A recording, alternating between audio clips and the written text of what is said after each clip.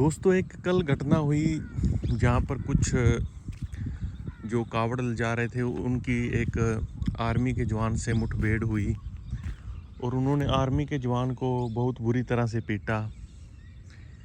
लेकिन एक भी किसी भी नेता ने उसको कंडेम नहीं किया। नहीं तो जो आर्मी वाले हैं उन पर अगर थोड़ा सा भी अगर कोई भी मतलब एक हमला होता है तो वो एक टेरर अटैक के समान गिना जाता है, क्योंकि आर्मी जो है हमारे देश की वो फ्रंट वॉरियर हैं हमारे देश के। उनसे ऊपर कोई भी नहीं है, कोई उनसे ऊपर राजनीति नहीं है, कोई उनसे मतलब कि कोई नागरिक नहीं उनके ऊपर, क्योंकि वो ऐसे हमारे देश के योद्धा हैं जो हमारी रक्षा करते हैं। लेकिन अगर उन पर घर पे ही अटैक हो गया तो फिर वो मतलब हमारे लिए ये शर्म की बात है। लेकिन इसमें एक जो चीज़ देखने वाली है कि इसमें राजनीतिक एंगल जो है कि राजनेता अभी कोई भी रिस्क नहीं ले रहा, क्योंकि उनको पता है अगर जिसने भी इसका विरोध किया उसको मतलब कि धर्म विरोधी बता दिया जाएगा। लेकिन ये एक बड़ा गंभीर विषय है दोस्तों, और इसमें एक सोचने वाली जो बात ये है कि जो पिछले सालों में जो बीजेपी ने एक गलत ट्रेंड सेट किया है।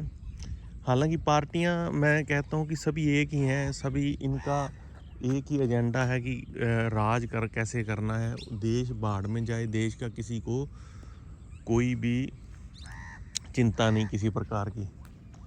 लेकिन जो बीजेपी ने एक पिछले कुछ सालों से एक जो गलत ट्रेंड सेट किया है, अगर आने वाले टाइम में दूसरी पार्टियां भी इसको फॉलो करने लगी तो ये एक ट्रेंड गलत हो जाएगा। वो ये कि जब आप आर्मी कुछ काम करती है तो अब आप उसके पीछे छुप जाते हो, आप उस आर्मी को ढाल बना लेते हो। अगर कोई भी आर्मी के सरकार के फैसलों का कोई विरोध करता था तो आप कहते थे कि ये आर्मी का विरोध है हो रहा है, और उस पर देश में दंगे और देश में पता नहीं क्या क्या मतलब राजनीतिक लोग बयानबाजी करते थे।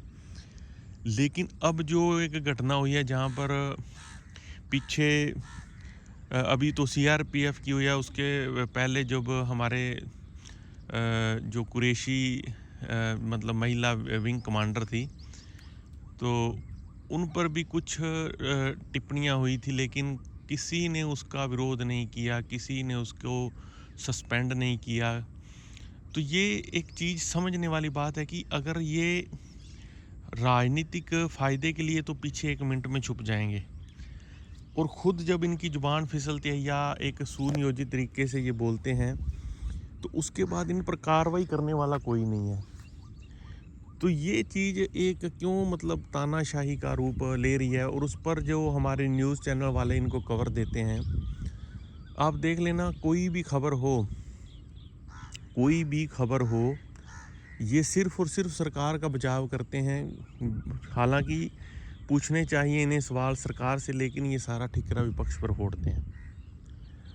हमारा किसी मतलब कि पार्टियों से, मैं शुरू से कहता हूँ पार्टियां सारी सेम हैं। कांग्रेस के नेता बीजेपी में हैं, बीजेपी के नेता कांग्रेस में हैं। मलाई सबको खानी है और खाते आ रहे हैं सालों साल और खाते रहेंगे, इससे हमारा कोई वो नहीं है। लेकिन हमें जो सवाल है वो हमारे जो मेन को मतलब काम कर रहा है, जो इस टाइम सेंटर में है या जो स्टेट में बेशक कांग्रेस की सरकार है, जैसे हिमाचल में है, कर्नाटक में है, तो उनसे भी सवाल पूछने चाहिए। और सवाल पूछने वाला नागरिक होता है, ना कि कोई वोटर होता है। वोट तो हर कोई ना कोई किसी ना किसी पार्टी को देता ही है। लेकिन जो अभी देश का सिस्टम है वो एक गलत ट्रेंड सेट हो रहा है दोस्तों। जो ट्रेंड है वो गलत है, क्योंकि हमारा देश का जो आंतरिक सिस्टम है उसको आप बांटने की जो कोशिश हो रही है वो गलत है।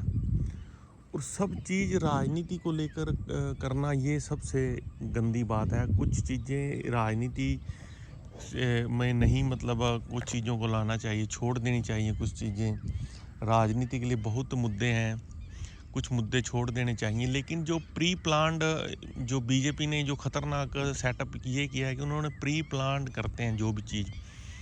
अब जैसे ऑपरेशन सिंदूर हुआ तो उसका इन्होंने फिर राजनीतिकरण किया, उसका राजनीतिक फ़ायदा उठाने के लिए संदूर बेचने लगे घरों-घरों में।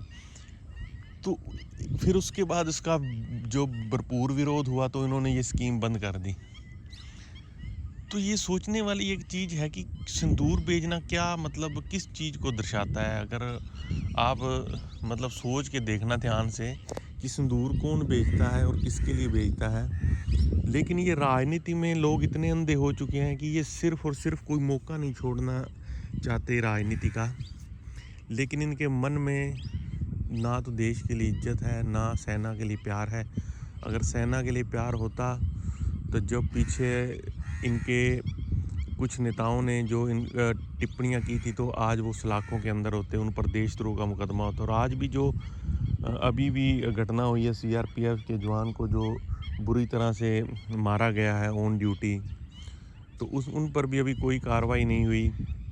तो दोस्तों ये अगर आप सिर्फ एक चीज़ इसमें जो मैं मेन चीज़ बताने की कोशिश कर रहा हूँ, वो ये है कि अगर हमारे देश का जो वॉरियर है, जो हमारे देश का फर्स्ट जिसको मतलब कि इज़्ज़त मिलनी चाहिए दिल से और सभी करते भी हैं, अगर उसकी इज़्ज़त नहीं हो रही, अगर वो सुरक्षित नहीं है तो आप कैसे सुरक्षित होगे? आपकी सुरक्षा की ज़िम्मेदारी कौन लेगा?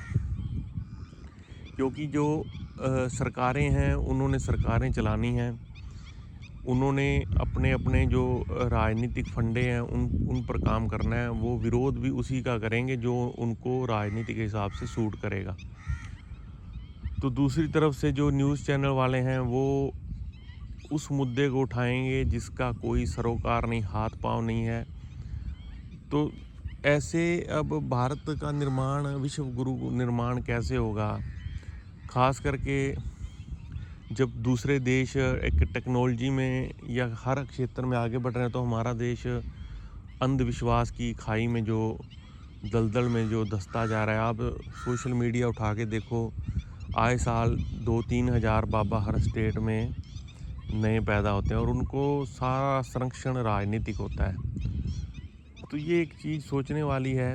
आप अगर इस पर कुछ सोचते हैं तो अपने मन में, तो आप कमेंट के माध्यम से उसको बताना कि आप क्या इस चीज़ के बारे में सोचते हैं। नमस्कार दोस्तों।